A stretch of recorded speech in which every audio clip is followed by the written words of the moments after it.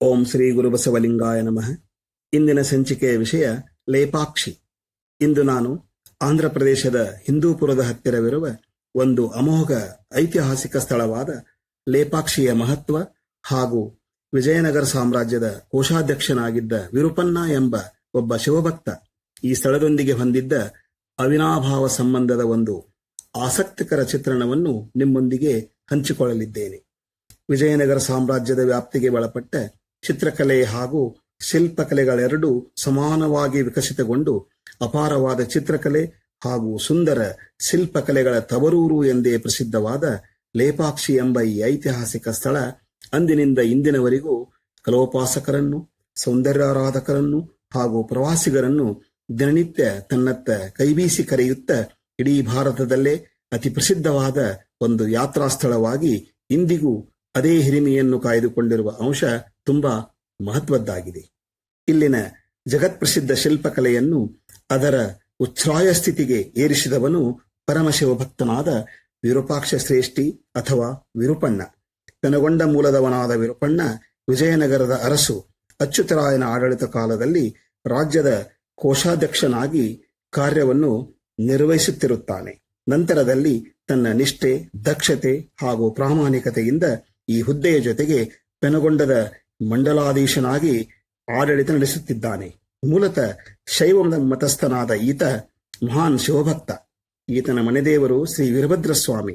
ಈತನ ಸುಗುನೆಯಾದ ವಿಧೇಯಳಾದ ಹೆಂಡತಿ ಕಾಮಾಕ್ಷಿ ಕೂಡ ಧರ್ಮಪಾರಾಯಣಳು. ಈತನಿಗೆ ಒಬ್ಬನೇ ಒಬ್ಬ ಮಗ. ಅವನ ಹೆಸರು ವೀರಭದ್ರಪ್ಪ.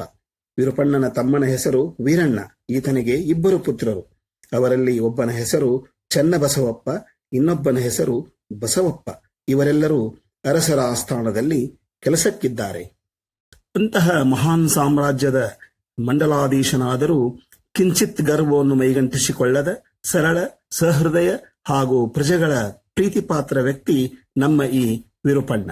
ರಾಜ್ಯಕೋಶದ ಲೆಕ್ಕಪತ್ರ ಹಾಗೂ ಪೆನಗೊಂಡದ ಆಡಳಿತ ಇವುಗಳಲ್ಲಿ ಸದಾ ಕಾರ್ಯನಿರತನಾಗಿರುತ್ತಿದ್ದರೂ ಕೂಡ ಧ್ಯಾನ, ಶಿವಪೂಜೆ, ಮಂತ್ರೋಚ್ಚಾರಣೆ ಮುಂತಾದ ಧಾರ್ಮಿಕ ಕಾರ್ಯಗಳನ್ನು ಕೂಡ ಚಾಚು ತಪ್ಪದೆ ಪಾಲಿಸುತ್ತಿದ್ದಾನೆ. ಪತ್ನಿ ಕಾಮಾಕ್ಷಿ ಕೂಡ ಇವನಷ್ಟೇ ಧರ್ಮನಿಷ್ಠಳು. ತನ್ನ ಅನ್ನ ಹಾಗೂ ಅತ್ತಿಗೆಯ ಕಾಲವಾದ್ದರಿಂದ ಅವರ ಮಗಳು ಗೌರಿಯನ್ನು ತನ್ನ ಮನೆಯಲ್ಲೇ ಇರಿಸಿಕೊಂಡು ಅತಿ ಪ್ರೀತಿಯಿಂದ ಪೋಷಿಸುತ್ತಿದ್ದಾಳೆ. ಇಂತಹ ಧರ್ಮನಿಷ್ಠ ಸವಿನಯ ದಂಪತಿಗಳನ್ನು ಕೂಡ ಒಂದು ದೊಡ್ಡ ಚಿಂತೆ ಸದಾ ಕಾಡುತ್ತಿದೆ. ಅದೇನೆಂದರೆ ಎಲ್ಲ ರೀತಿಯಲ್ಲೂ ಸರಿಯಾಗಿದ್ದ, ಹೃಷ್ಟಪುಷ್ಟನಾಗಿರುವ, ನೋಡಲು ಸುಂದರ ಕಾಯನೂ ಆಗಿರುವ ಇವರ ಒಬ್ಬನೇ ಒಬ್ಬ ಮಗ ವೀರಭದ್ರನಿಗೆ ಆ ದೇವರು ಮಾತು ದಯಪಾಲಿಸಿಲ್ಲ. ಅಂದರೆ ಆತ ಮೂಗನಾಗಿದ್ದಾನೆ. ಇದೇ ಚಿಂತೆಯಲ್ಲಿ ಬಸವಳಿಯುತ್ತಿದ್ದ ಈ ದಂಪತಿಗಳಿಗೆ ಅಲ್ಲಿನ ಒಬ್ಬ ಗುರುಗಳು ಕೆಲವು ದೇವಾಲಯಗಳ ಹೆಸರು ಹೇಳಿ ಅಲ್ಲಿ ಮಂತ್ರಾಚರಣೆ ಮಾಡಿ ಹರಕೆ ತೀರಿಸಿ ಬನ್ನಿರಿ, ಎಲ್ಲವೂ ಒಳ್ಳೆಯದಾಗುತ್ತದೆ ಎಂಬ ಸಲಹೆ ನೀಡಿದಾಗ ಅದಕ್ಕೊಪ್ಪಿದ ಇವರು ಗುರುಗಳು ಹೇಳಿದ ಕ್ಷೇತ್ರ ದರ್ಶನ ಮಾಡಿ ಕೊನೆಗೆ ಲೇಪಾಕ್ಷಿಯ ಪಾಪನಾಶೇಶ್ವರನ ಸನ್ನಿಧಿಗೆ ಬರುತ್ತಾರೆ. ಅಲ್ಲಿ ಅಗಸ್ತ್ಯ ಮುನಿಗಳು ಧ್ಯಾನ ಮಾಡಿದ ಗುಹೆ ಎಂದು ಪ್ರಸಿದ್ಧವಾದ ಒಂದು ಗುಹೆಯ ಮುಂದೆ ಕುಳಿತು ಪಾಪನಾಶೇಶ್ವರನ ಧ್ಯಾನ ಮಾಡುತ್ತಾ ಓಂ ನಮಃ ಶಿವಾಯ, ಓಂ ನಮಃ ಶಿವಾಯ ಎಂಬ ಮಂತ್ರ ಜಪಿಸುತ್ತಾ ಧ್ಯಾನದ 40ನೇ ದಿನದತ್ತ ಬಂದಿದ್ದಾರೆ. ಇವರೊಡನೆ ವೀರಭದ್ರನೂ ಕೂಡ ಮನದಲ್ಲೇ ಈ ಮಂತ್ರ ಜಪಿಸುತ್ತಿದ್ದಾನೆ. 40ನೇ ದಿನದ ಧ್ಯಾನದ ವೇಳೆ ಅಲ್ಲೊಂದು ಅದ್ಭುತ ನಡೆಯಿತು. ಏನದು? ವಿರುಪಣ್ಣ ಹಾಗೂ ಕಾಮಾಕ್ಷಿಯರ 2 ಧ್ವನಿಗಳೊಂದಿಗೆ 3ನೇ ಧ್ವನಿಯೊಂದು ಓಂ ನಮಃ ಶಿವಾಯ, ಓಂ ನಮಃ ಶಿವಾಯ ಎಂಬ ಮಂತ್ರವನ್ನು ದೊಡ್ಡ ಧ್ವನಿಯಲ್ಲಿ ಜಪಿಸುತ್ತಿದೆ. ಧ್ವನಿ ಬಂದತ್ತ ತಿರುಗಿ ನೋಡುತ್ತಾರೆ ದಂಪತಿಗಳು. ಬೆಕ್ಕಸೆಬೆರಗಾಗಿ ಆಶ್ಚರ್ಯಚಕಿತರಾಗಿ ತದೇಕ ಚಿತ್ತದಿಂದ ಮಗನನ್ನೇ ನೋಡುತ್ತಿದ್ದಾರೆ. ತುಂಬ ಸಂತಸಗೊಂಡಿದ್ದಾರೆ. ಕಾರಣ ಗೊತ್ತೇ? ಆ ಧ್ವನಿ ತಮ್ಮ ಮಗ ವೀರಭದ್ರನದು. ಮಗ ಓಂ ನಮಃ ಶಿವಾಯ ಮಂತ್ರ ಹೇಳುತ್ತಿದ್ದಾನೆ. ಮಗನಿಗೆ ಮಾತು ಬಂದಿದೆ. ಅಲ್ಲೊಂದು ಅದ್ಭುತ ಪವಾಡವೇ ನಡೆದಿದೆ. ದಂಪತಿಗಳ ಆನಂದಕ್ಕೆ ಪಾರವೇ ಇಲ್ಲ. ಕಣ್ಣೀರು ಪನ್ನೀರಾಗಿ ಮಾರ್ಪಟ್ಟಿದೆ. ಮಗನನ್ನು ಬಲವಾಗಿ ಅಪ್ಪಿಕೊಂಡ ದಂಪತಿಗಳ ಸಂತಸ ಮುಗಿಲು ಮುಟ್ಟಿದೆ. ಕೂಡಲೇ ಮೂವರು ಪಾಪನಾಶೇಶ್ವರನ ಮೂರ್ತಿಯ ಪಾದಗಳಡಿ ಬಿದ್ದು, ಪರಶಿವನೇ, ಅಂತೂ ನಮ್ಮ ದೀರ್ಘಕಾಲದ ತಪಸ್ಸಿಗೆ ಮೆಚ್ಚಿ ಕಣ್ತೆರೆದೆ, ದಯೆ ತೋರಿದೆ. ನನ್ನ ಪುತ್ರನಿಗೆ ಮಾತು ಕೊಟ್ಟೆ. ನಿನ್ನನ್ನು ನಂಬಿ ಬಂದವರಿಗೆ ಕೆಡುಕಿಲ್ಲ ದೇವ, ಧನ್ಯೋಸ್ಮಿ ಎಂದು ಅತಿ ಭಯಭಕ್ತಿಯಿಂದ ಪ್ರಾರ್ಥಿಸುತ್ತಾರೆ. ಆಗ ತಕ್ಷಣವೇ ಅಶರೀರವಾಣಿಯೊಂದು ಮೊಳಗಿ, ಭಕ್ತ ಶ್ರೇಷ್ಠ, ನಿನ್ನ ಭಕ್ತಿಗೆ ಮೆಚ್ಚಿದ್ದೇನೆ. ನಿನಗೆ, ನಿನ್ನ ಮಗ ಹಾಗೂ ನಿನ್ನ ಎಲ್ಲ ಪರಿವಾರದ ಜನರಿಗೆ ಮಂಗಲವಾಗಲಿ. ಆದರೆ ನಿನ್ನ ಪುತ್ರನಿಗೆ ಮಾತು ಕೊಟ್ಟವನು ನಾನಲ್ಲ, ನನ್ನ ಪುತ್ರ ವೀರಭದ್ರಸ್ವಾಮಿ. ಅವನನ್ನು ಸ್ತುತಿಸಿರಿ, ಪ್ರಾರ್ಥಿಸಿರಿ ಎಂದಾಗ ಮೂವರು ತಮ್ಮ ಮನೆದೇವರಾದ ವೀರಭದ್ರಸ್ವಾಮಿಯನ್ನು ನೆನೆಸಲಾಗಿ ಮತ್ತೊಂದು ಅಶರೀರವಾಣಿ ಮೊಳಗಿ, ನಾನು ನಿಮ್ಮ ಮನೆದೇವರು, ನಿಮ್ಮ ಪ್ರಾಣ ವೀರಭದ್ರಸ್ವಾಮಿ. ಈಗ ನೀವು ನನ್ನನ್ನು ಇಲ್ಲಿಯೇ ಉಳಿಸಿಕೊಳ್ಳಬೇಕು ಎಂದು ಆಜ್ಞೆ ಮಾಡಿತು. ತಕ್ಷಣವೇ ವಿರೂಪಣ್ಣ, ಆಗಲಿ ಸ್ವಾಮಿ, ಇಲ್ಲಿಯೇ ನಿನ್ನದೊಂದು ಬೃಹತ್ ಮೂರ್ತಿ ಸ್ಥಾಪಿಸುತ್ತೇನೆ. ನಿನ್ನ ಪೂಜೆ ಮಾಡುತ್ತಾ, ನಿನ್ನನ್ನು ಪ್ರಾರ್ಥಿಸುತ್ತಾ ಜೀವನ ನಡೆಸುತ್ತೇನೆ. ಕೃಪೆ ಇರಲಿ ಸ್ವಾಮಿ ಎಂದು ಬೇಡುತ್ತಾನೆ. ಆಗ ಹೆಂಡತಿ ಕಾಮಾಕ್ಷಿ ಹಾಗೂ ಮಗ ವೀರಭದ್ರ ಕೂಡ ಭಕ್ತಿಯಿಂದ ಧ್ವನಿಗೂಡಿಸುತ್ತಾರೆ. ಈಗ ವಿರೂಪಣ್ಣನ ಮನಪೂರ್ತಿ ಒಂದೇ ಯೋಚನೆ, ಲೇಪಾಕ್ಷಿಯಲ್ಲಿ ವೀರಭದ್ರ ಸ್ವಾಮಿಯ ಮೂರ್ತಿ ಪ್ರತಿಷ್ಠಾಪನೆ. ಇತ್ತ ಪ್ರಜೆಗಳ ಶ್ರೇಯಸ್ಸನ್ನೇ ಅನವರತ ಬಯಸುವ ವಿರೂಪಣ್ಣನ ಮಗನ ಮೂಕತನವು ಲೇಪಾಕ್ಷಿಯಲ್ಲಿನ ಪಾಪನಾಶೇಶ್ವರನ ದಯೆಯಿಂದ ನಿವಾರಣೆಯಾಗಿ ಮಾತು ಬಂತೆಂಬ ಸುದ್ದಿ ರಾಜ್ಯದ 4 ಮೂಲೆಗಳಲ್ಲೂ ತುಂಬಾ ಕ್ಷಿಪ್ರವಾಗಿ ವ್ಯಾಪಿಸಿತು. ಮೂಲ ಹೆಸರು ವಿರೂಪಾಕ್ಷ ಶ್ರೇಷ್ಠಿಯಾದರೂ ತನ್ನ ಜನಾನುರಾಗಿ ಗುಣದಿಂದ ಪ್ರಜೆಗಳಿಗೆಲ್ಲ ವಿರೂಪಣ್ಣನೇ ಆದ ಈತನ ಮೇಲಿನ ಗೌರವ ಇಮ್ಮಡಿಯಾಗಿ ಪವಾಡ ಮಾಡಿದ ಪಾಪನಾಶೇಶ್ವರನ ದರ್ಶನಕ್ಕೆ ದೂರ ದೂರದ ಕಡೆಯಿಂದ ಭಕ್ತರು ಸಾಗರೋಪಾದಿಯಲ್ಲಿ ಬರತೊಡಗಿದರು. ಈ ಮೊದಲೇ ತಮ್ಮ ವೀರಣ್ಣ ಲೇಪಾಕ್ಷಿಯಲ್ಲಿ ಒಂದು ವಿಷ್ಣುವಿನ ಮೂರ್ತಿಯನ್ನು ಸ್ಥಾಪಿಸೋಣ ಎಂದಾಗ ಅದಕ್ಕೊಪ್ಪಿದ್ದ ವಿರೂಪಣ್ಣ ಹೆಂಡತಿಯ ಸಲಹೆಯಂತೆ ವಿಷ್ಣುವಿನ ಅವತಾರವಾದ ರಘುರಾಮನ ಮೂರ್ತಿಯನ್ನು ಸ್ಥಾಪಿಸಲು ಸಂಕಲ್ಪ ಮಾಡಿದ್ದ. ಈಗ ಅದರೊಂದಿಗೆ ತನ್ನ ಮನೆದೇವರಾದ ಹಾಗೂ ಮಗನಿಗೆ ಮಾತು ನೀಡಿದ ವೀರಭದ್ರಸ್ವಾಮಿಯ ಮೂರ್ತಿಯನ್ನು ನಿರ್ಮಿಸಿ ಅವೆರಡರ ಪ್ರಾಣ ಪ್ರತಿಷ್ಠಾಪನೆಗಾಗಿ ಟೊಂಕಕಟ್ಟಿ ನಿಂತ ವಿರೂಪಣ್ಣ ಈ ವಿಷಯ ಚರ್ಚಿಸಲು ಹಾಗೂ ದೊರೆಯ ಒಪ್ಪಿಗೆ ಪಡೆಯಲು ವಿಜಯನಗರದತ್ತ ಪಾದ ಬೆಳೆಸಿದ. ಅರಸು ಅಚ್ಯುತರಾಯರ ಒಪ್ಪಿಗೆ ಪಡೆದು ರಾಜಗುರು ತೆಂಕನಾಚಾರ್ಯರ ಆಶಯದಂತೆ ಮುಖ್ಯ ಶಿಲ್ಪಿ ಪುರುಷೋತ್ತಮ ಸ್ಥಪತಿ ಯೊಂದಿಗೆ ಜಕ್ಕನ, ಹಂಪನ ಮುಂತಾದ ಅನೇಕ ಸಹಾಯಕ ಶಿಲ್ಪಿಗಳು ಹಾಗೂ ಸ್ಥಪತಿಯ ಪರಿವಾರದೊಡನೆ ಲೇಪಾಕ್ಷಿಯತ್ತ ಬಂದ ವಿರೂಪಣ್ಣ ಅವರಿಗೆಲ್ಲ ವಾಸಕ್ಕೆ ಅನುಕೂಲ ಮಾಡಿಕೊಟ್ಟು ಮೂರ್ತಿಗಳ ಅಂದ, ಚಂದ, ಆಕಾರ, ಭಾವ, ದೃಷ್ಟಿ ಮುಂತಾದ ವಿಷಯಗಳ ಬಗ್ಗೆ ಸ್ಥಪತಿಗಳೊಂದಿಗೆ ಚರ್ಚಿಸಿ ಅದಕ್ಕೆ ಬೇಕಾಗುವ, ಅಲ್ಲಿ ಸಿಗುವ ಹಾಗೂ ಅಲ್ಲಿ ಹೇರಳವಾಗಿರುವ ಸೂಕ್ತ ಶಿಲ್ಪಗಳ ಸ್ಥಳಗಳನ್ನು ಶಿಲ್ಪಿಗಳಿಗೆ ತೋರಿಸಿ ಅವುಗಳನ್ನು ಲೇಪಾಕ್ಷಿಗೆ ತರುವ ವ್ಯವಸ್ಥೆ ಮಾಡಿ ಇನ್ನಿತರ ಎಲ್ಲ ರೀತಿಯ ಅನುಕೂಲ ಮಾಡಿಕೊಟ್ಟು ರಾಜ್ಯಕೋಶದ ಕೆಲಸ ಕಾರ್ಯದ ನಿಮಿತ್ತ ಕೆಲ ದಿನಗಳ ಕಾಲ ವಿಜಯನಗರದತ್ತ ಪ್ರಯಾಣ ಬೆಳೆಸಿದ. ಇಲ್ಲಿ ಮುಖ್ಯ ಶಿಲ್ಪಿ ಪುರುಷೋತ್ತಮ ಸ್ಥಪತಿ ವಿರೂಪಣ್ಣನ ಸಂಕಲ್ಪಕ್ಕೆ ಎಲ್ಲೆಣಿತೂ ಭಂಗ ಬರದಂತೆ ಮೂರ್ತಿಗಳ ನಿರ್ಮಾಣದ ಕೆಲಸ ಪ್ರಾರಂಭಿಸಿದ. ಬರುವಾಗ ಹೆಂಡತಿ ವೀರಾಂಬ, ಮಗಳು ಲಕ್ಷ್ಮಿ ಹಾಗೂ ತನ್ನ ಶಿಲ್ಪಕಲಾ ವಿದ್ಯಾರ್ಥಿ ಅಲ್ಲದೆ ತನ್ನ ಸೋದರಳಿಯನಾದ ಮಾಚಮೂರ್ತಿಯನ್ನೂ ತನ್ನ ಜೊತೆಗೆ ಕರೆತಂದ ಸ್ಥಪತಿ ಏಕಾಗ್ರತೆಯಿಂದ ಕಾರ್ಯೋನ್ಮುಖನಾಗಿದ್ದಾನೆ. ಈಗ ವಿಜಯನಗರದಲ್ಲಿ ಪ್ರತಿ ವರ್ಷದಂತೆ ವಸಂತ ನವರಾತ್ರಿ ಉತ್ಸವ ಆರಂಭಗೊಂಡಿದೆ. ಚೈತ್ರ ಶುಕ್ಲ ಪ್ರತಿಪದೆಯಿಂದ ಪ್ರಾರಂಭವಾಗಿ 9 ದಿನಗಳ ಕಾಲ ನಡೆಯುವ ಉತ್ಸವ ಅದು. ದೇವಾಲಯಗಳಲ್ಲಿ ದೈವ ಪೂಜೆಯಿಂದ ಹಿಡಿದು ಕಾವ್ಯ, ಸಂಗೀತ, ಸಾಹಿತ್ಯ, ನರ್ತನ ಇತ್ಯಾದಿ ಕಲಾ ಪ್ರದರ್ಶನಗಳು ವೈಭವದಿಂದ ನಡೆಯುತ್ತಿವೆ. ವಸಂತ ಮಾಸವು ಮನ್ಮಥೋತ್ಸವಕ್ಕೆ ಹೆಸರಾದ ಮನೋಹರ ಮಾಸ. ಗಿಡಮರಗಳೆಲ್ಲವೂ ಹೊಸ ಚಿಗುರನ್ನು, ಮೊಗ್ಗುಗಳನ್ನು ಹೊತ್ತು ಅಲಂಕಾರವನ್ನು ಹೊರಚೆಲ್ಲುತ್ತಿವೆ. ಬಳ್ಳಿಗಳು ಮರಗಳನ್ನು ಬಲವಾಗಿ ಅಪ್ಪಿಕೊಂಡು ನವ ಪಲ್ಲವಗಳೊಂದಿಗೆ ಕಂಗೊಳಿಸುತ್ತಿವೆ. ಮಾವಿನ ಚಿಗುರಿನ ರುಚಿಯಿಂದ ಮತ್ತೇರಿದ ಕೋಗಿಲೆಗಳು ಪಂಚಮ ಸ್ವರದಲ್ಲಿ ಸಂಗೀತ ಹಾಡುತ್ತಿವೆ. ಮಲ್ಲಿಗೆಯ ಪರಿಮಳದಿಂದ ಆಕರ್ಷಿತವಾದ ದುಂಬಿಗಳು ಮಾವಿನ ಹೂಗಳಲ್ಲಿಯ ಮಧುವನ್ನು ಹೀರಿ ಉನ್ಮತ್ತವಾಗಿ ಮಂಜುಳಗಾನ ಮಾಡುತ್ತಿವೆ. ಗಿನಿ, ಪಾರಿವಾಳ, ಗೊರವಂಕ ಮುಂತಾದ ಹಕ್ಕಿಗಳು ಸಂತಸದಿಂದ ನೆರೆದಾಡುತ್ತಿವೆ. ಇನ್ನು ಮಾನವರ ಗತಿಯೇನು? ಪ್ರಜೆಗಳೆಲ್ಲ ಅತ್ಯಂತ ಸಂಭ್ರಮದಿಂದ ವಸಂತ ಮಾಸದ ಸಡಗರವನ್ನು ಅನುಭವಿಸುತ್ತಿದ್ದಾರೆ. ನೃತ್ಯ ಹಾಗೂ ನಾಟ್ಯಶಾಸ್ತ್ರದ ಬಗ್ಗೆ ಅಪಾರ ಅಭಿಮಾನ ಹೊಂದಿದ ವಿಜಯನಗರದ ಅರಸರು ಸಂಗೀತ, ಸಾಹಿತ್ಯ ಹಾಗೂ ನೃತ್ಯಗಳನ್ನು ಕರತಲಾಮಲಕ ಮಾಡಿಕೊಂಡ ಅನೇಕ ದೇವದಾಸಿಯರಿಗೆ ಆಶ್ರಯ ನೀಡಿ ಅವರನ್ನು ಆಸ್ಥಾನ ನರ್ತಕಿಯರನ್ನಾಗಿ ನೇಮಿಸಿಕೊಂಡು ಅವರಿಗೆ ಗೌರವಾದರ ನೀಡುತ್ತಿದ್ದಾರೆ. ಇಂಥದರಲ್ಲಿ ಪ್ರಸಿದ್ಧ ಆದವಳು ಕುಪ್ಪಾಯಮ್ಮ. ಅವಳು ಈಗ ಮಧ್ಯವಯಸ್ಕಳಾಗಿದ್ದಾಳೆ. ಹೀಗಾಗಿ ತನ್ನ ತರುಣಿ ಮಗಳು ಪದ್ಮಿನಿಯನ್ನು ನಾಟ್ಯಶಾಸ್ತ್ರ ಪ್ರವೀಣೆಯನ್ನಾಗಿ ಮಾಡಿ ಅವಳ ನೃತ್ಯ ಪ್ರದರ್ಶನ ನೀಡತೊಡಗಿದ್ದಾಳೆ. ಪದ್ಮಿನಿ ಅಂತಿಂತ ಹೆಣ್ಣಲ್ಲ. ಅಪಾರ ಸೌಂದರ್ಯ ರಾಶಿ, ಅಪರಂಜಿಯಂತ ಮೈಕಾಂತಿ ಹಾಗೂ ಅಂಗ ಪ್ರತ್ಯಂಗ ಸೌಷ್ಠವ ಹೊಂದಿದ ಇವಳು ಸೌಂದರ್ಯದ ಅಧಿದೇವತೆಯೇನೋ ಎಂಬ ಭ್ರಾಂತಿಯನ್ನುಂಟು ಮಾಡುವ ಹೆಣ್ಣಾಗಿದ್ದಾಳೆ. ಅಂದು ವಸಂತೋತ್ಸವದ ಸಪ್ತಮಿಯ ದಿನದಂದು ಪದ್ಮಿನಿಯ ನೃತ್ಯ ಏರ್ಪಡಿಸಲಾಗಿದೆ. ಮರಳು ಚೆಲ್ಲಿದರೂ ನೆಲಕ್ಕೆ ಬೀಳಲಾರದಷ್ಟು ಜನಸಂದಣಿ. ಸಭಾಂಗಣ ಕಿಕ್ಕಿರಿದು ತುಂಬಿದೆ. ಎಲ್ಲರ ದೃಷ್ಟಿ ಇವಳ ಬರುವಿಗಾಗಿ ಕಾಯ್ದಿದೆ. ದೊರೆ ಅಚ್ಯುತರಾಯನಿಂದ ಹಿಡಿದು ವಿರುಪಣ್ಣ ವೀರಭದ್ರ ಸಹಿತ ಎಲ್ಲರೂ ತಮ್ಮ ತಮ್ಮ ಆಸನದಲ್ಲಿ ಆಸೀನರಾಗಿದ್ದಾರೆ. ಅಂದದ ಖನಿಗಳಾದ, ವೈಯಾರದ ರಾಶಿಗಳಾದ, ಷೋಡಶಿಯರಾದ ಕೆಲ ಕನ್ಯೆಯರೊಂದಿಗೆ ವೇದಿಕೆಗೆ ಬಂದ ಪದ್ಮಿನಿ ಚಿನ್ನದ ಸರದ ನಡುವೆ ಇರುವ ವಜ್ರದಂತೆ ಹೊಳೆಯುತ್ತಿದ್ದಾಳೆ. ಶಂಖವನ್ನೂದಿದ ನಂತರ ನೃತ್ಯ ಪ್ರಾರಂಭವಾಗಿದೆ. ರಾಸಕ, ದಂಡರಾಸಕ, ನಾಟ್ಯರಾಸಕ, ಶಿವಪ್ರಿಯ ಮುಂತಾದ ನಯನ ಮನೋಹರವಾದ ನೃತ್ಯ ಪ್ರದರ್ಶಿತ ಪದ್ಮಿನಿ ಕೊನೆಗೆ ತಾನೊಬ್ಬಳೇ ಶಿವತಾಂಡವ ನೃತ್ಯವಾಡಲು ರಾಜರಾದಿಯಾಗಿ ಸಭೆಯಲ್ಲಿದ್ದ ಎಲ್ಲರೂ ಕರತಾಡನದ ಮೂಲಕ ಅಭಿಮಾನ ತೋರಿಸಿದರು.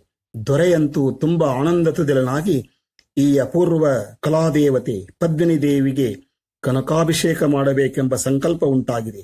ಮಂತ್ರಿಗಳು ಅದಕ್ಕೆ ಸೂಕ್ತ ವ್ಯವಸ್ಥೆ ಮಾಡುತ್ತಾರೆ ಎಂದುಕೊಳ್ಳುತ್ತೇವೆ ಎಂದು ಘೋಷಿಸಿದಾಗ ಪ್ರೇಕ್ಷಕರ ಮೆಚ್ಚುಗೆಯ ಕರತಾಡನ ಧ್ವನಿ ಬಾಣನ್ನು ಮುಟ್ಟಿತು. ಪದ್ಮಿನಿಯಂತೂ ಸಂತಸದ ತುತ್ತ ತುದಿಯೇರಿ ಸಂಭ್ರಮ ಪಡುತ್ತಿದ್ದಾಳೆ. ಇಂತಹ ಅದ್ಭುತ ನಾಟ್ಯ ಶಾರದೆಯ ಮತ್ತೊಂದು ನೃತ್ಯ ಪ್ರದರ್ಶನವನ್ನು ಕೊನೆಯ ದಿನವೂ ನಡೆಸಿರೆಂದು ದೊರೆಗಳು ಆಜ್ಞೆ ನೀಡಿದ್ದರಿಂದ ವಿರುಪಣ್ಣ ಅದರ ನಿರ್ವಹಣೆಯನ್ನು ವೀರಭದ್ರನಿಗೆ ವಹಿಸಿದ. 7ನೇ ದಿನದ ನೃತ್ಯ ಪ್ರದರ್ಶನದಲ್ಲಿ ಪದ್ಮಿನಿಯ ಸೌಂದರ್ಯಕ್ಕೆ ಅವಳ ಕುಡಿನೋಟಗಳಿಗೆ ಈಗಾಗಲೇ ಮಾರು ಹೋಗಿದ್ದ ವೀರಭದ್ರ ತಂದೆಯ ಮಾತನ್ನು ಕೂಡಲೇ ಒಪ್ಪಿಕೊಂಡು 9ನೇ ದಿನದಂದು ಪದ್ಮಿನಿಯ ನಾಟ್ಯ ಪ್ರದರ್ಶನಕ್ಕೆ ಎಲ್ಲ ವ್ಯವಸ್ಥೆ ಮಾಡಿದ್ದಾನೆ. ಅಂದು ಇನ್ನಷ್ಟು ವಿಶೇಷ ಅಲಂಕೃತವಾಗಿ ಬಂದ ಪದ್ಮಿನಿ ವೇದಿಕೆ ಏರಿ ತನ್ನ ತಂಡದೊಂದಿಗೆ ಶಿವತಾಂಡವದ ಮುಂದಿನ ಭಾಗಗಳಾದ ಸಂಧ್ಯಾತಾಂಡವ, ಉಮಾತಾಂಡವ, ಕಾಳಿಕಾತಾಂಡವ, ಮಹಾಸಂಹಾರ ತಾಂಡವ, ಅತಿ ಭಯಂಕರವಾದ ತ್ರಿಪುರ ತಾಂಡವ, ಊರ್ಧ್ವ ತಾಂಡವ ಹಾಗೂ ಕೊನೆಯದಾಗಿ ಲಲಿತ ತಾಂಡವ ನೃತ್ಯ ಪ್ರದರ್ಶನ ನೀಡಿ ನೃತ್ಯ ಮುಗಿಸಿದಾಗ ಪ್ರೇಕ್ಷಕರು ಬ್ರಹ್ಮಾನಂದದಲ್ಲಿ ಓಲಾಡತೊಡಗಿದರು. ನಂತರ ದೊರೆಗಳ ಆಶಯದಂತೆ ಪದ್ಮಿನಿಗೆ ಕನಕಾಭಿಷೇಕ ಮಾಡಲಾಯಿತು. ಅಂದು ಪದ್ಮಿನಿಯ ಸೌಂದರ್ಯಕ್ಕೆ ಮಾರು ಹೋಗಿದ್ದ ವೀರಭದ್ರ ಇಂದು ಅವಳ ಹಾವಭಾವ, ಅವಳ ನಾಟ್ಯ, ಅವಳ ಶೃಂಗಾರಮಯ ಸೊಗಸಾದ ರೂಪ, ನೋಟ ಇವೆಲ್ಲ ನೋಡಿ ಸಂಪೂರ್ಣವಾಗಿ ಅವಳಿಗೆ ಸೋತು ಹೋಗಿದ್ದಾನೆ. ಪದ್ಮಿನಿಯೂ ಅಷ್ಟೇ. ಇಂತಹ ಸುಂದರ ಅಂಗಸೌಷ್ಠವದ ಪುರುಷಮೂರ್ತಿಯಾದ ಮನ್ಮಥನಂತ ಈ ದಿವ್ಯ ಮಾರನಿಗೆ ಮರುಳಾಗಿ ಅವನ ಕನಸನ್ನೇ ಕಾಣುತ್ತಿದ್ದಾಳೆ. ನಿಜ ಹೇಳಬೇಕೆಂದರೆ ಪದ್ಮಿನಿ ವೇಶ್ಯೆಯ ಮಗಳಲ್ಲ. ಅವಳು ನಂಜುಂಡಪ್ಪ ಎನ್ನುವ ಒಬ್ಬ ವೀರಶೈವ ವ್ಯಕ್ತಿಯ ಮಗಳು. ನರ್ತಕಿ ಕುಪ್ಪಾಯಮ್ಮನ ಮನೆ ಈತನ ಮನೆಯ ಹತ್ತಿರವೇ ಇತ್ತು. ಈತನ ಹೆಂಡತಿ ಗರ್ಭವತಿಯಾಗಿದ್ದಾಗ ಈತ ತೀರಿ ಹೋದ. ನಂತರ ಹೆರಿಗೆಯ ನಂತರ ಪದ್ಮಿನಿಯ ತಾಯಿಯೂ ತೀರಿ ಹೋದಳು. ಆಗ ಈ ಕುಟುಂಬದೊಡನೆ ಒಡನಾಟವಿದ್ದ ಕುಪ್ಪಾಯಮ್ಮನೆ ಪದ್ಮಿನಿಯನ್ನು ಮಗಳಂತೆ ಸಾಕಿ ಅವಳನ್ನು ವಾರಾಂಗಣೆಯನ್ನಾಗಿ ಮಾಡದೆ ಕೇವಲ ನೃತ್ಯಗಾತಿಯನ್ನಾಗಿ ಮಾಡಿದ್ದಳು.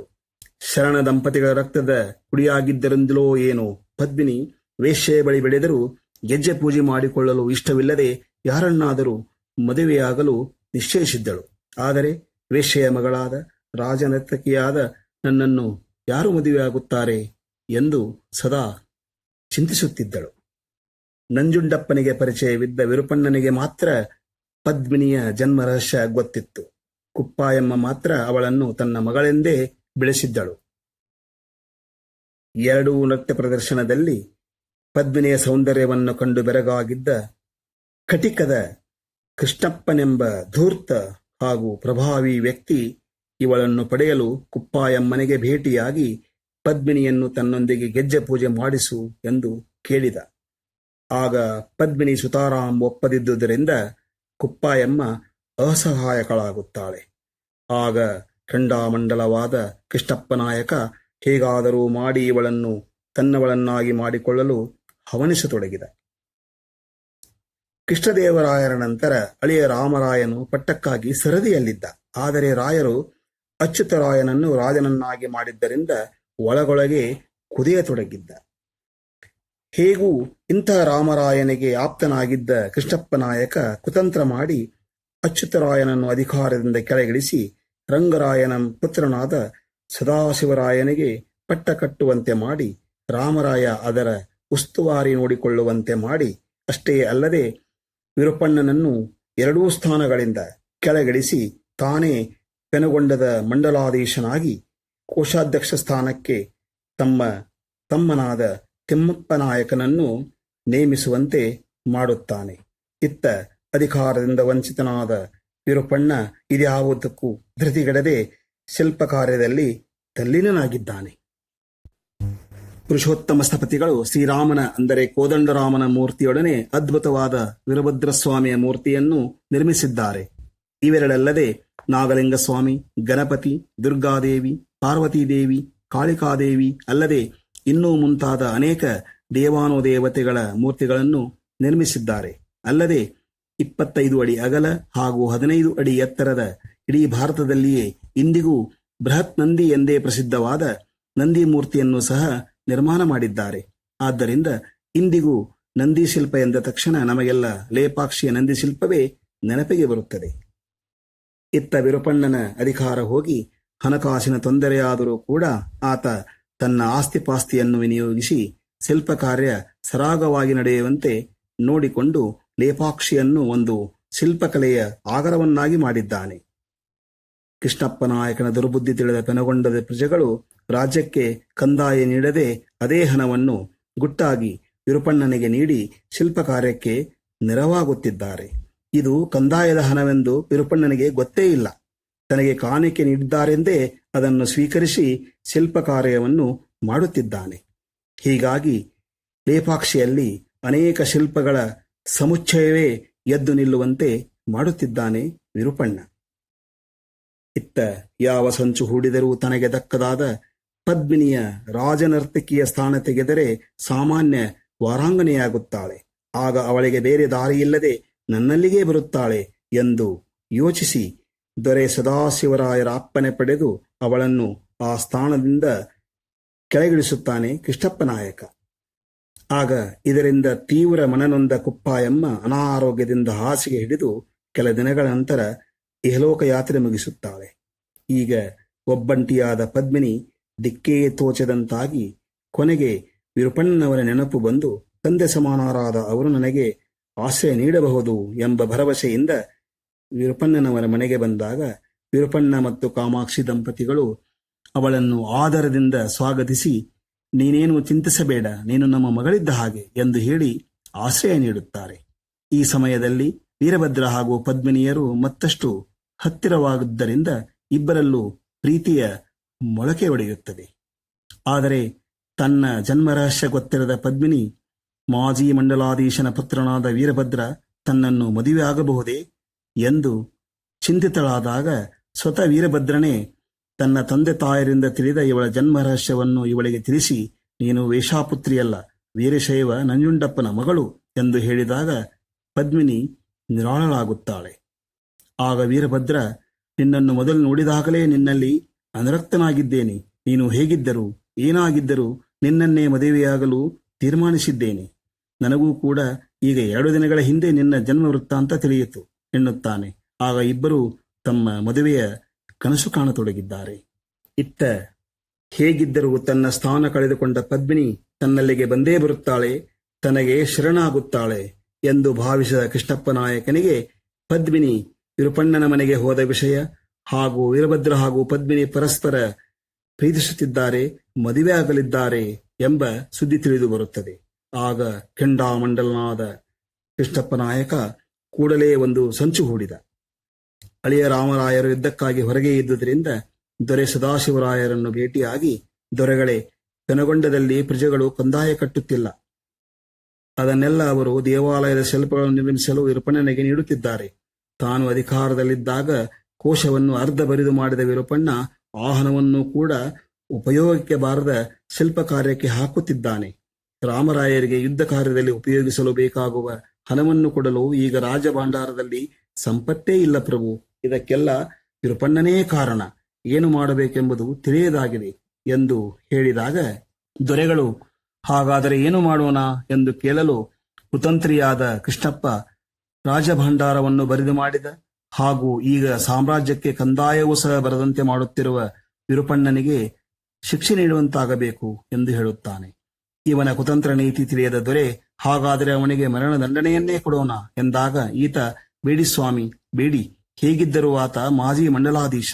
ನಮ್ಮ ರಾಜ್ಯದ ಪರಂಪರೆಯಂತೆ ತಪ್ಪಿತಸ್ಥರಿಗೆ ಕೊಡುವ ಶಿಕ್ಷೆಯಾದ ಕಣ್ಣು ಕೀಳುವ ಶಿಕ್ಷೆ ಕೊಟ್ಟರೆ ಸಾಕು ಸ್ವಾಮಿ ಎಂದು ವಿನಂತಿಸಿಕೊಂಡಾಗ ಇದರ ಹಿಂದಿನ ಮರ್ಮವರಿಯದ ದೊರೆ ಸದಾಶಿವರಾಯರು ವಿರುಪಣ್ಣನ ಕಣ್ಣು ಕೀಳುವ ಶಿಕ್ಷೆ ನೀಡುವ ಆಜ್ಞಾಪತ್ರಕ್ಕೆ ರಾಜ್ಯ ಮುದ್ರೆ ಒತ್ತಿ ಕೃಷ್ಣಪ್ಪನಿಗೆ ಕೈಗೆ ಕೊಟ್ಟೇ ಬಿಡುತ್ತಾರೆ. ತನ್ನ ಕಾರ್ಯ ಫಲಿಸಿದ್ದಕ್ಕಾಗಿ ಒಳಗೊಳಗೆ ಸಂತಸಪಟ್ಟ ಕೃಷ್ಣಪ್ಪ ಆ ಪತ್ರವನ್ನು ಭಟರ ಮೂಲಕ ವಿರುಪಣ್ಣನಿಗೆ ಕಳಿಸಿಕೊಡುತ್ತಾನೆ. ಆ ಪತ್ರವನ್ನು ತಂದ ಭಟರು ಮಮ್ಮಲ ಮುರುಗಿ ವಿರುಪಣ್ಣನೆದುರು ನಿಂತು, ಮಹಾಸ್ವಾಮಿ, ತಮ್ಮ ಆಡಳಿತದಲ್ಲಿ ನಾವು ತುಂಬ ಸುಖವಾಗಿದ್ದೆವು. ಆದರೆ ಕೃಷ್ಣಪ್ಪ ನಾಯಕರ ದುಷ್ಟ ನೀತಿಯಿಂದ ನಾವು ಈಗ ತೀವ್ರ ತೊಂದರೆಯಲ್ಲಿದ್ದೇವೆ. ಸಾಲದ್ದಕ್ಕೆ ನಿಮ್ಮಂತ ಶಿವಭಕ್ತರ ಕಣ್ಣು ಕೀಳುವ ಆದೇಶ ನೀಡುವ ಆಜ್ಞಾಪತ್ರ ತಂದಿದ್ದೇವೆ. ಆದರೆ ಈ ಹೀನ ಕೆಲಸ ಮಾಡಿ ನಾವು ಪಾಪಿಷ್ಟರಾಗಲಾರೆವು. ಕ್ಷಮಿಸಿ ಸ್ವಾಮಿ ಎಂದವರೇ ಆ ಪತ್ರವನ್ನು ಹಾಗೂ ಆಯುಧವನ್ನು ವಿರುಪಣ್ಣನವರ ಪಾದದಡಿ ಇಟ್ಟು ಅಲ್ಲಿಂದ ಹೊರನಡೆಯುತ್ತಾರೆ. ಬನ್ನಿ, ನಿಮ್ಮ ಕರ್ತವ್ಯ ನೀವು ಮಾಡಿರಿ, ಬನ್ನಿ ಎಂದು ಎಷ್ಟು ಕರೆದರೂ ಅಲ್ಲಿ ನಿಲ್ಲದ ಅವರು ರಭಸದಿಂದ ಹೊರಹೋಗುತ್ತಾರೆ. ಈಗ ವಿರುಪಣ್ಣ ಈ ದಂಡಶಾಸನವನ್ನು 2-3 ಬಾರಿ ಓದಿಕೊಂಡು, ಇದು ದೊರೆ ಸದಾಶಿವರಾಯರು ಸ್ವಬುದ್ಧಿಯಿಂದ ವಿಧಿಸಿರುವ ದಂಡವಲ್ಲ, ಇದರಲ್ಲಿ ಕೃಷ್ಣಪ್ಪ ನಾಯಕರ ಕೈವಾಡವಿದೆ ಎಂದು ಅರಿತರೂ ಕೂಡ ಬೊಕ್ಕಸದ ಹಣ ಬರಿದು ಮಾಡಿದನೆಂದು ಆರೋಪ. ಹೇ ಈಶ್ವರ, ಇದೆಂಥ ಪರೀಕ್ಷೆ ನಿನ್ನದು ಎಂದು ಪರಿತಪಿಸುತ್ತಾರೆ. ವಿರುಪಣ್ಣನಿಗೆ ಕಣ್ಣು ಕೆಳವು ಶಿಕ್ಷೆಯಾಗಿದೆ ಎಂಬ ಸುದ್ದಿ ಕಾಳ್ಗಿಚ್ಚಿನಂತೆ ಲೇಪಾಕ್ಷಿಯಲ್ಲಿ ಆವರಿಸಿತು. ಲೇಪಾಕ್ಷಿಯ ಜನರೆಲ್ಲ ದೇವಾಲಯಗಳ ಸಂಕೀರ್ಣದ ಬದಿಯಲ್ಲಿರುವ ಕೂರ್ಮಾದ್ರಿ ಬೆಟ್ಟದ ಮೇಲೆ ಸಮಾವೇಶಗೊಂಡಿತು. ಸಂಪೂರ್ಣ ಸಮಸ್ಥಿತಿಗೆ ಬಂದ ವಿರುಪಣ್ಣ, ಇದೆಲ್ಲ ಈಶ್ವರನ ಲೀಲೆ, ಅವನೇ ನಾಟಕಕಾರ, ಅವನೇ ಸೂತ್ರಧಾರ, ಅವನಿಚ್ಛೆ ಹೇಗಿದೆಯೋ ಹಾಗೇ ಆಗಲಿ ಎಂದು ತಾನೇ ಸ್ವತಃ ನಿಂತು ನಿರ್ಮಿಸಿದ್ದ ದೇವಾಲಯದ ಶಿಲ್ಪಗಳನ್ನೆಲ್ಲ ಕೊನೆಯ ಬಾರಿಗೆ ಸಾವಧಾನದಿಂದ ಒಮ್ಮೆ ನೋಡಿದ ವಿರುಪಣ್ಣ ಶ್ರೀಭದ್ರಸ್ವಾಮಿಯ ಮೂರ್ತಿಗೆ ಸಾಷ್ಟಾಂಗ ನಮಸ್ಕಾರ ಮಾಡಿ ಮುಖದಲ್ಲಿ ಆನಂದವನ್ನು ಹೊರಸೂಸುತ್ತ ಭಟರಿಂದ ಪಡೆದುಕೊಂಡಿದ್ದ ಆಯುಧದಿಂದ ತನ್ನ 2 ಕಣ್ಣುಗಳನ್ನು ಕಿತ್ತು ವೀರಭದ್ರಸ್ವಾಮಿಯ ಪಾದಗಳ ಮೇಲೆ ಅರ್ಪಿಸಿದ. ಆಗ ಅಲ್ಲಿದ್ದ ಎಲ್ಲ ಶಿಲ್ಪಗಳು ಜೀವ ಬಂದಂತಾಗಿ ಆರ್ಭಟಿಸತೊಡಗಿದವು. ಭೂಮಂಡಲವೆಲ್ಲ ಕಂಪಿಸತೊಡಗಿತು, ಅಲ್ಲೋಲ ಕಲ್ಲೋಲವಾಗತೊಡಗಿತು. ಆಗ ವೀರಭದ್ರಸ್ವಾಮಿಯು ದಕ್ಷ ಬ್ರಹ್ಮನ ಯಜ್ಞವನ್ನು ಧ್ವಂಸ ಮಾಡುವ ಸಮಯದಲ್ಲಿ ತಳೆದಿದ್ದ ಮಹಾರೌದ್ರಾವತಾರವನ್ನು ತಾಳಿ ತನ್ನ ಪಾದಗಳ ಬಳಿ ಇದ್ದ ಆ 2 ನೇತ್ರಗಳನ್ನು ಮೇಲಕ್ಕೆ ಚೆಮ್ಮಿದ. ಅವು ಫಿರಂಗಿ ಗುಂಡುಗಳಂತೆ ಬಂದು ದೇವಾಲಯದ ಹೊರಗೋಡೆಯ ಮೇಲೆ ತಾಕಿ 2 ಹಳ್ಳಗಳು ಮೂಡಿ ಅಲ್ಲಿಂದ ರಕ್ತವು ಧಾರೆಯಾಗಿ ಸುರಿಯತೊಡಗಿತು. ಇಂದಿಗೂ ಆ 2 ಹಳ್ಳಗಳನ್ನು ಲೇಪಾಕ್ಷಿ ದೇವಸ್ಥಾನದ ಹೊರಗೋಡೆಯ ಮೇಲೆ ಕಾಣಬಹುದಾಗಿದೆ. ಈ ಸುದ್ದಿ ತಿಳಿದ ವೀರಭದ್ರ ಸಹಿತ ಎಲ್ಲರೂ ದೇವಾಲಯಕ್ಕೆ ಬಂದು ವಿರುಪಣ್ಣನ ಈ ಸ್ಥಿತಿ ಕಂಡು ಕಣ್ಣೀರು ಹಾಕಿ ದುಃಖಿಸತೊಡಗಿದರು. ಪತ್ನಿ ಕಾಮಾಕ್ಷಿ ತೇವದ ಬಟ್ಟೆಯನ್ನು ವಿರುಪಣ್ಣನಿಗೆ ಕಟ್ಟಿ ಶುಶ್ರೂಷೆ ನಡೆಸತೊಡಗಿದಳು. ಈಗ ಪದ್ಮಿನಿಯು ಕೂಡ ವಿರುಪಣ್ಣನ ಕಾಲುಗಳ ಮೇಲೆ ಬಿದ್ದು ಅತೀವ ದುಃಖಿತಳಾಗಿ, ಇಷ್ಟಕ್ಕೆಲ್ಲ ನಾನೇ ಕಾರಣ, ನೀವು ನನಗೆ ಆಶ್ರಯ ನೀಡಿದ್ದರಿಂದ ಆ ದುಷ್ಟ ಕೃಷ್ಣಪ್ಪ ಸಂಚು ಹೂಡಿ ನಿಮ್ಮನ್ನು ಈ ಸ್ಥಿತಿಗೆ ತಂದಿದ್ದಾನೆ. ನಾನು ಪಾಪಿಷ್ಟಳು, ನನಗೆ ಮರಣವೇ ಗತಿ, ನಾನಿನ್ನು ಜೀವಿಸಲಾರೆ ಎಂದು ಗೋಳಾಡತೊಡಗಿದಳು. ಆಗ ವಿರುಪಣ್ಣ, ನೀನು ಯಾವುದಕ್ಕೂ ಕಾರಣವಲ್ಲವಮ್ಮ, ಅವರವರ ಕರ್ಮಗಳನ್ನು ಅವರವರು ಅನುಭವಿಸಬೇಕು. ನಿನ್ನದು ಏನೂ ತಪ್ಪಿಲ್ಲ ತಾಯಿ, ನೀನು ಯಾವ ಪಾಪವನ್ನೂ ಮಾಡಿಲ್ಲ. ಯುವತಿಯಾದ ನೀನು ಮರಣದಂಥ ಅಮಂಗಳ ವಾಕ್ಯ ನುಡಿಯಬಾರದು ಎಂದು ಹೇಳಿ ಅವಳನ್ನು ಸಮಾಧಾನಪಡಿಸಿದ. ಇತ್ತ ಮಾಡಬಾರದ ಕುತಂತ್ರ ಮಾಡಿದ ಕೃಷ್ಣಪ್ಪ ನಿದ್ರೆಗಾಗಿ ಶಯನಗರಕ್ಕೆ ತೆರಳಿ ನಿದ್ರೆ ಹೋಗಿದ್ದಾನೆ. ಅವನಿಗೆ ಒಂದು ಭಯಂಕರ ಕನಸು ಬಿದ್ದಿದೆ. ಕನಸಿನಲ್ಲಿ ಒಂದು ಭಯಂಕರ ಆಕಾರ ಇವನೆದುರು ಬಂದು ನಿಂತು, ಮಾಡಬಾರದ ಎಲ್ಲ ಪಾಪ ಕಾರ್ಯಗಳನ್ನು ಮಾಡಿ ನೀನೇ ಮಾಡಿ ಅವನ್ನು ವಿರುಪಣ್ಣ ಮಾಡಿದೆ ಎಂದು ದೊರೆಗೆ ಸುಳ್ಳು ಹೇಳಿ ವಿರುಪಣ್ಣನ ಕಣ್ಣು ಕೀಳಿಸಿದ್ದಿ. ನಾನು ನಿನ್ನನ್ನು ಸುಮ್ಮನೆ ಬಿಡಲಾರೆ, ನಿನ್ನನ್ನು ನುಂಗಿ ಹಾಕುತ್ತೇನೆ ಎಂದು ಇವನ ಮೇಲೆ ಎರೈದಂತಾಗುತ್ತದೆ. ಆಗ ಥಟ್ಟನೆ ಎಚ್ಚರಗೊಂಡ ಕೃಷ್ಣಪ್ಪ ತುಂಬಾ ಭಯಭೀತನಾದ. ಈಗ ಪೂರ್ತಿ ಎಚ್ಚರಗೊಂಡರೂ ಮತ್ತೆ ಅದೇ ಆಕೃತಿ ಕಣ್ಮುಂದೆ ಬಂದು, ಏಳು ನಡೆಲೆ ಪಾಕ್ಷಿಗೆ, ವಿರುಪಣ್ಣನ ಕ್ಷಮೆಯಾಚಿಸು, ನಿನ್ನೆಲ್ಲ ತಪ್ಪುಗಳನ್ನು ಒಪ್ಪಿಕೋ, ಇಲ್ಲದಿದ್ದರೆ ನಿನ್ನನ್ನು ನುಂಗೇ ಹಾಕುತ್ತೇನೆ ಎಂದು ಆರ್ಭಟಿಸತೊಡಗಿತು. ಆಗ ತಕ್ಷಣವೇ ಲೇಪಾಕ್ಷಿಗೆ ಧಾವಿಸಿ ಬಂದ ಕೃಷ್ಣಪ್ಪ ವಿರುಪಣ್ಣನಿಗೆ ನಮಸ್ಕರಿಸಿ, ನಾನು ತಮಗೆ ತುಂಬಾ ಅನ್ಯಾಯ ಮಾಡಿದೆ. ನಿರಪರಾಧಿಯಾದ ನಿಮಗೆ ಶಿಕ್ಷೆ ನೀಡುವಂತೆ ಮಾಡಿದೆ. ಇದು ಯಾರೂ ಕ್ಷಮಿಸಲಾರದ ತಪ್ಪು. ನನಗೆ ಸಾವೇ ಗತಿ ಎಂದವನೇ ಹೊರೆಯಿಂದ ಖಡ್ಗ ಎಳೆಯಲು ಕೈ ಹಾಕಿದ. ಇದನ್ನರಿತ ವಿರುಪಣ್ಣ ತಾನು ಕಣ್ಣುಗಳ ಅಪಾರವಾದ ನೋವಿನಿಂದ ನರಳುತ್ತಿದ್ದರೂ ಕೂಡ, ಕೃಷ್ಣಪ್ಪ ನಾಯಕರೇ, ಎಂತಹ ತಪ್ಪಾದರೂ ಅದು ಪಶ್ಚಾತ್ತಾಪದ ಬೆಂಕಿಯಲ್ಲಿ ಬೆಂದರೆ ಮುಗಿಯಿತು. ಆ ತಪ್ಪಿಗೆ ಎಳ್ಳಷ್ಟೂ ಶಿಕ್ಷೆ ಇರಲಾರದು. ಇನ್ನು ಮುಂದೆ ಇಂತಹ ತಪ್ಪು ಮಾಡುವುದಿಲ್ಲವೆಂದು ದೇವರ ಮುಂದೆ ಪ್ರಮಾಣ ಮಾಡಿ ಅದರಂತೆ ನಡೆದುಕೊಂಡು ಜೀವನ ಸಾಗಿಸಿ, ನಿಮಗೆ ಮಂಗಳವಾಗಲಿ ಎಂದು ಹರಸುತ್ತಾನೆ.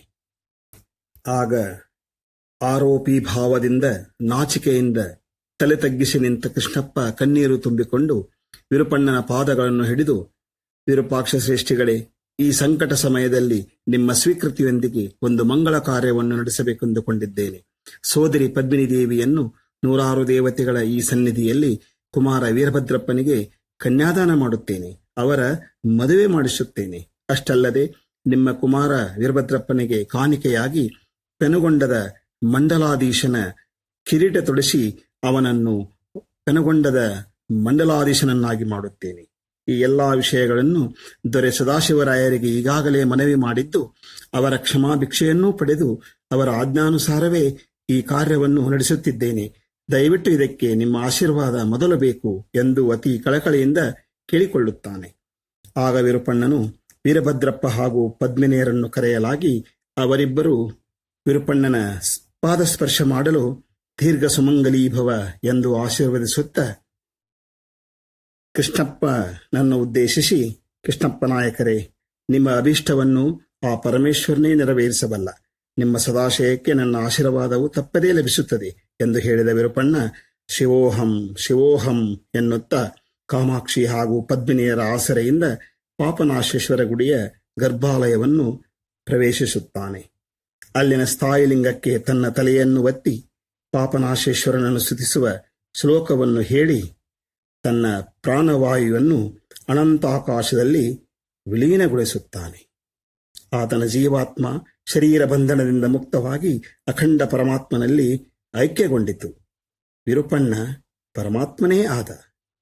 ನಂತರದಲ್ಲಿ ಕಾಮಾಕ್ಷಿ ಕೃಷ್ಣಪ್ಪ ನಾಯಕನ ಬೇಡಿಕೆಯಂತೆ ಹಾಗೂ ಪತಿಯ ಆಶೀರ್ವಾದವೂ ಲಭಿಸಿದ್ದರಿಂದ ಮಗ ವೀರಭದ್ರಪ್ಪ ಹಾಗೂ ಪದ್ಮಿನಿಯರ ಮದುವೆ ಮಾಡಿಸುತ್ತಾಳೆ. ಇತ್ತ ಕೃಷ್ಣಪ್ಪ ನಾಯಕ ಸ್ವತಃ ತನ್ನ ಮುಂದಾಳತ್ವದಲ್ಲಿ ವೀರಭದ್ರಪ್ಪನಿಗೆ ಪೆನುಗೊಂಡದ ಮಂಡಲಾಧೀಶನ ಕಿರೀಟ ತೊಡಿಸುತ್ತಾನೆ. ಆಗ ಅಲ್ಲಿದ್ದ ಎಲ್ಲ ಪ್ರಜೆಗಳು ಮುಗಿಲು ಮುಟ್ಟುವಂತೆ ಕರತಾಡನ ಮಾಡಿ ತಮ್ಮ ಸಂತಸ ವ್ಯಕ್ತಪಡಿಸುತ್ತಾರೆ.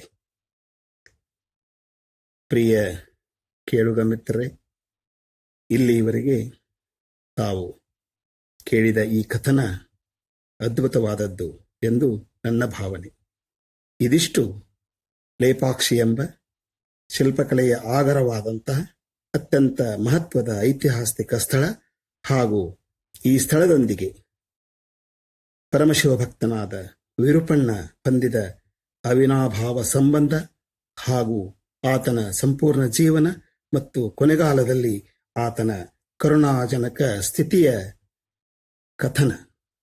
ಇದುವೇ ಲೇಪಾಕ್ಷಿ ಹಾಗೂ ವಿರುಪಣ್ಣರ ಕಥನ. ಆತ್ಮೀಯ ಕೇಳುಗ ಬಾಂಧವರೇ, ಹಣ, ಅಧಿಕಾರ, ಜನಮನ್ನಣೆ ಎಲ್ಲ ಇದ್ದರೂ ಕೂಡ ಧೃತಿಗೆಡದೆ, ಸ್ವಾರ್ಥಿಯಾಗದೆ, ದರ್ಪ ತೋರಿಸದೆ ಜನಾನುರಾಗಿ ಅಧಿಕಾರ ನಡೆಸಿದ ನಮ್ಮ ವಿರುಪಣ್ಣ ಕೊನೆಗೆ ಅಧಿಕಾರ ಹೋಗಿ ಹಣಕಾಸಿನ ತೊಂದರೆಯಾದರೂ ಕೂಡ ತನ್ನ ಆರಾಧ್ಯ ದೈವ ವೀರಭದ್ರ ಸ್ವಾಮಿಯ ಕೃಪೆಯಿಂದ ತಾನು ಸಂಕಲ್ಪ ಮಾಡಿಕೊಂಡ ಶಿಲಾಮೂರ್ತಿಗಳ ನಿರ್ಮಾಣ ಕಾರ್ಯವನ್ನು ಪೂರ್ಣಗೊಳಿಸಿದ ಅಂಶ ತುಂಬ ಮೆಚ್ಚುವಂತದ್ದಾಗಿದೆ. ಹಾಗೂ ಲೇಪಾಕ್ಷಿಯನ್ನು ಒಂದು ಸುಂದರ ಶಿಲ್ಪಕಲಾ ವೈಭವದ ತಾಣವನ್ನಾಗಿ ಮಾಡಿದ ಮಹಾನ್ ಶಿವಭಕ್ತನಾದ ವಿರುಪಣ್ಣ ಇಂದಿಗೂ ತಾನು ನಿರ್ಮಿಸಿದ ಆ ಪುಣ್ಯಸ್ಥಳವನ್ನು ಭಾರತೀಯರೆಲ್ಲ ಕಣ್ತುಂಬಿಕೊಳ್ಳುವಂತೆ ಮಾಡಿ ತಾನು ಜನ್ಮ ಪಡೆದ ಭೂಮಿಗೆ ಶಿಲ್ಪಕಲೆಯ ತವರೂರೆಂದು ಪ್ರಸಿದ್ಧವಾದ ಲೇಪಾಕ್ಷಿಯನ್ನು ಕಾಣಿಕೆಯನ್ನಾಗಿ ನೀಡಿ ಹೋದ ಸಂಗತಿ ತುಂಬ ಮಹತ್ವವಾದುದು ಹಾಗೂ ಗಮನಾರ್ಹವಾದುದು ಎಂದು ಅತಿ ಹೆಮ್ಮೆಯಿಂದ ಹೇಳಬಹುದಾಗಿದೆ. ಪ್ರಿಯ ಕೇಳುಗ ಮಿತ್ರರಲ್ಲಿ ಒಂದು ಅರಿಕೆ. ಇಲ್ಲಿವರೆಗೆ ನೀವು ಕೇಳಿದ ಈ ಐತಿಹಾಸಿಕವಾದ ಹಾಗೂ ಕರುಣಾಜನಕವಾದ ಕಥನವನ್ನು ನಾನು ಒಂದು ಕಾದಂಬರಿಯನ್ನು ಆಧಾರವಾಗಿಟ್ಟುಕೊಂಡು ಅದರಲ್ಲಿನ ವರ್ಣನಾತ್ಮಕ ವಿವರಗಳನ್ನು ಹಾಗೂ ಮುಖ್ಯ ಕಥೆಯೊಂದಿಗೆ ಬೆಸೆದ ಸ್ವಲ್ಪವೇ ಇರುವ ಉಪಕಥಾಂಶವನ್ನು ಹೊರತುಪಡಿಸಿ ಇಡೀ ಕಾದಂಬರಿಯ ಪೂರ್ಣ ಕಥೆಯನ್ನು ಮರುಹೆಣಿಗೆ ಮಾಡಿ ಅದರ ಮುಖ್ಯ ಚಿತ್ರಣ ರಚಿಸಿ ನಿಮ್ಮೆದುರಿಗೆ ತಂದಿದ್ದೇನೆ. ಇದು ಮೂಲದಲ್ಲಿ 240 ಪುಟಗಳಷ್ಟಿರುವ ತೆಲುಗು ಭಾಷೆಯ ಸುಮಾರು 50,000 ಪ್ರತಿಗಳಿಗಿಂತ ಹೆಚ್ಚು ಮಾರಾಟವಾದ ಒಂದು ಪ್ರಸಿದ್ಧ ಕಾದಂಬರಿ. ಕಾದಂಬರಿಯ ಹೆಸರು ಲೇಪಾಕ್ಷಿ. ಮೂಲ ಲೇಖಕರು ಡಾಕ್ಟರ್ ಕೊಂಡೂರು ವೀರರಾಘವಾಚಾರ್ಯರು. ಕನ್ನಡದ ಅನುವಾದಕರು ಶ್ರೀಮತಿ ಸರಿತಾ ಜ್ಞಾನಾನಂದ ಅವರು. ಇಂದಿನ ಈ ಲೇಪಾಕ್ಷಿ ಎಂಬ ಕಥನದ ಪರಿಪೂರ್ಣ ಅನುಭವ ಪಡೆಯಲು ಹಾಗೂ ಲೇಪಾಕ್ಷಿ ಎಂಬ ಐತಿಹಾಸಿಕ ಸ್ಥಳದ ಶಿಲ್ಪಕಲಾ ವೈಭವವನ್ನು ಕಣ್ಣಾರೆ ಕಾಣಲು ಈ ಅದ್ಭುತ ಕಾದಂಬರಿಯನ್ನು ಒಮ್ಮೆ ಪೂರ್ತಿ ಓದಿರಿ ಎಂದು ತಮಗೆ ತಿಳಿಸುತ್ತಾ, ಮೂಲ ಲೇಖಕರಿಗೂ ಹಾಗೂ ಅನುವಾದಕರಿಗೂ ನನ್ನ ಅನಂತ ಧನ್ಯವಾದಗಳನ್ನು ಸಲ್ಲಿಸುತ್ತಾ, ಮುಂದಿನ ಸಂಚಿಕೆಯಲ್ಲಿ ಇಂತಹ ಇನ್ನಷ್ಟು ವಿಶೇಷವಾದ ಸಂಗತಿಗಳೊಂದಿಗೆ ತಮ್ಮನ್ನ ಭೇಟಿ ಮಾಡ್ತೀನಿ ಅಂತ ಹೇಳ್ತಾ, ಅಲ್ಲಿಯವರೆಗೆ ತಮ್ಮೆಲ್ಲರಿಗೂ ನನ್ನ ಶರಣಾರ್ಥಿಗಳು.